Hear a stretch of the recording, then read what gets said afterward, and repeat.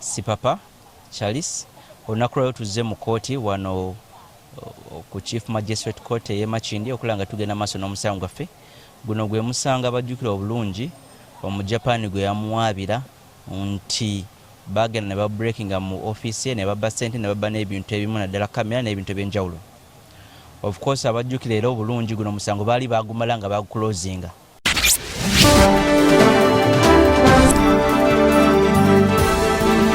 BOCAT TV Nera.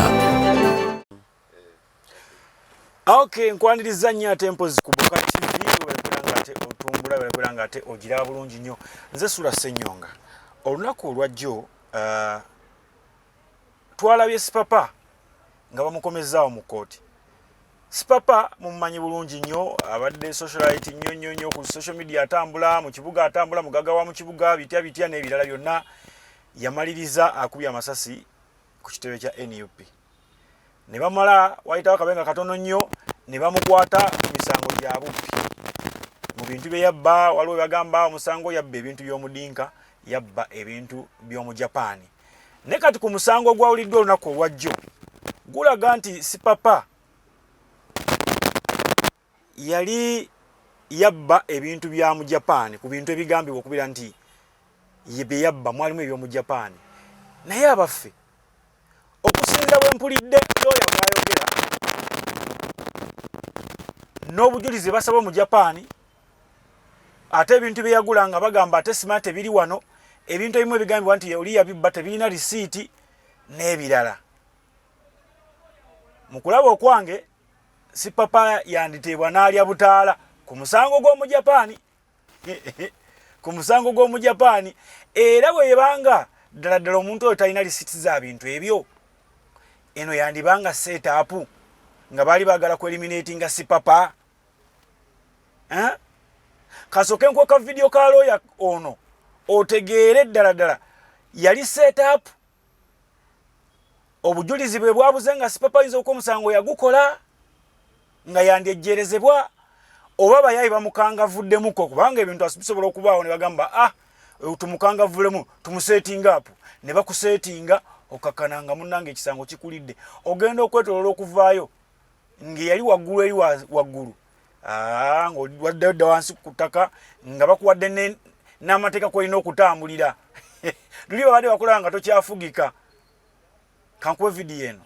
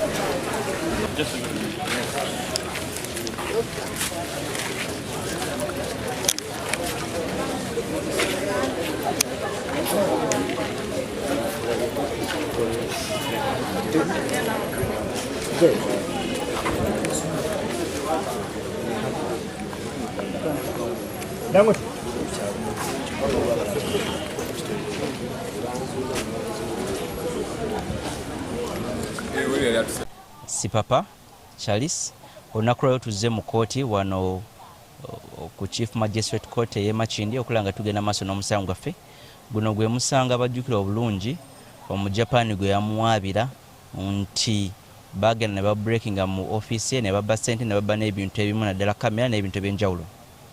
Of course abajjukira era obulungi guno musango baali bagumala nga baguclosinga baguzuukusa buzuukusa kulw'ensonga kuliko judgment nga n'omu bambi asikali gwe basibye n'agenda n'asavinga ekibonerezo.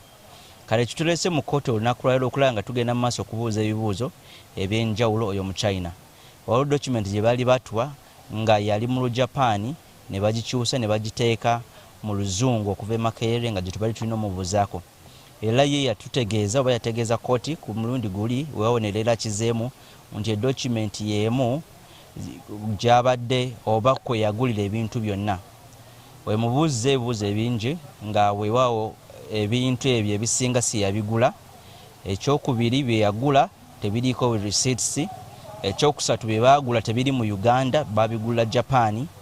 ne tumubuuza wawonze n'omulamuzi alina document yonna laga that ebyo properties zonna ziri mu Uganda nga tazirina. Weewaawo kooti netuwa omwaganyo omulala ogw'okulaba nga tubuuza omuntu omulala ebibuuzo nga tusuubira olunaku olwo gwe bajja okuleeta either wa poliisi oba abantu abamubeera yakola nabo. Olwo kooti neyajaninga paka mu September nga 7.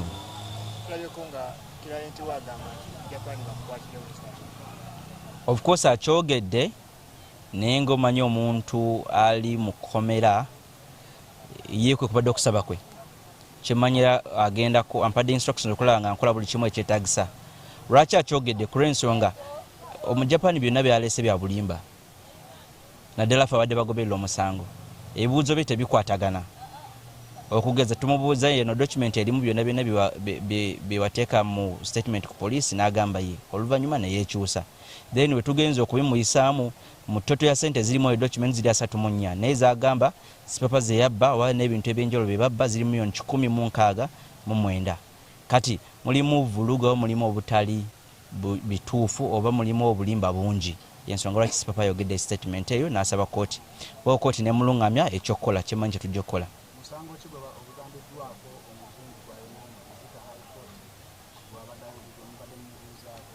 Omusango kozi yabadde ategeeza nti kasita yamala oba kooti kasita yagenda ku poliisi n'awabira then ye n'awabira baali batadde security ewakawe aba SGA era omusango guli mu High Court Commercial Division.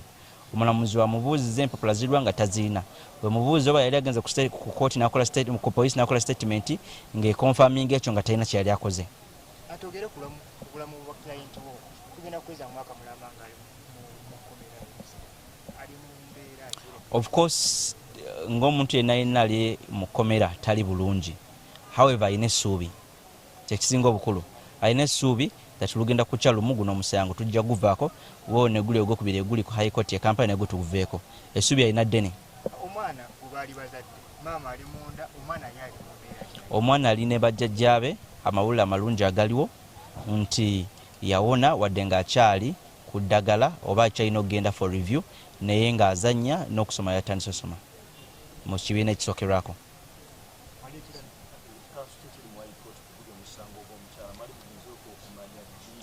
Ekya High Court amazima gali nti bana bagufixinga.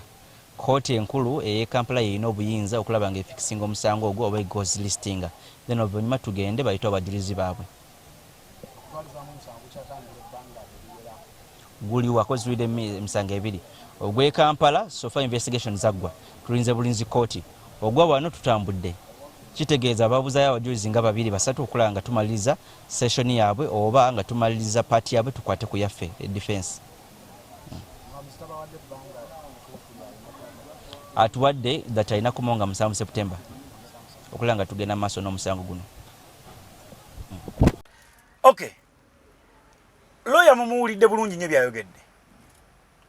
Gwe genda mu comment section yawo ontereyo ngambe nti saa omukulu ono baaba yandyekanga ng'omusango agwejjeeredde kubanga ebibuuzo byebasoyasoya omujapani byebasoyasoya omujapani wandyekanga ng'omujapani talina bujulizi bumala kuba receipts z'ebintu ebimu tabirina ate n'ebintu byebagamba oba receipts eziriwo ate ebintu tebiri mu Uganda. Abo ntegedde ebintu byennyini tebiri mu Uganda. Eno yandiba setup. Sipapa yali akitidde okinagguka. Jukira wali yali atandise n'okubeera nga alina sse mu baamajesi bo mu basirikale. Yatambulako n'abasajja abayambala ebya black abo. Bwe baagenda ne bashootingira ku kikomera kya NUP ku gate ng'alina abasirikale bakutte zino zi short machine gun ezo zibakutte SMG nga zibakutte. Agamba ono kikyo mayimu naye bino ebintu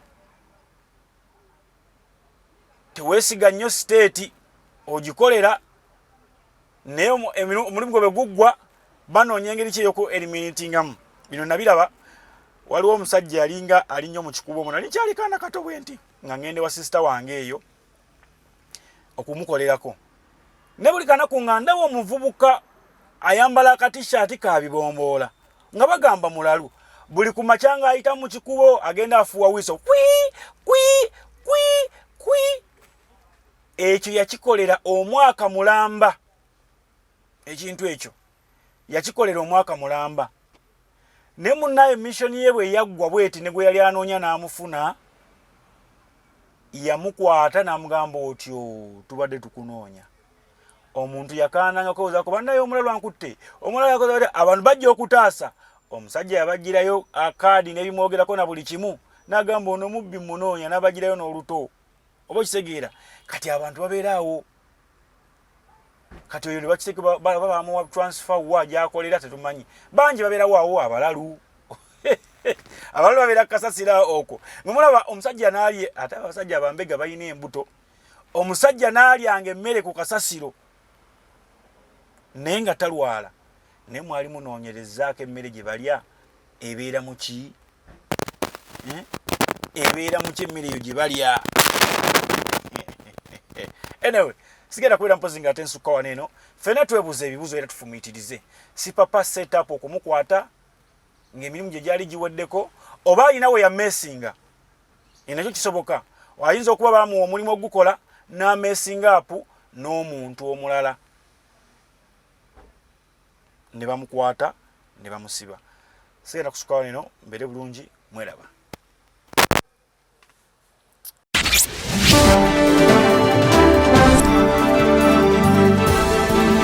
BOCAT TV, Nera.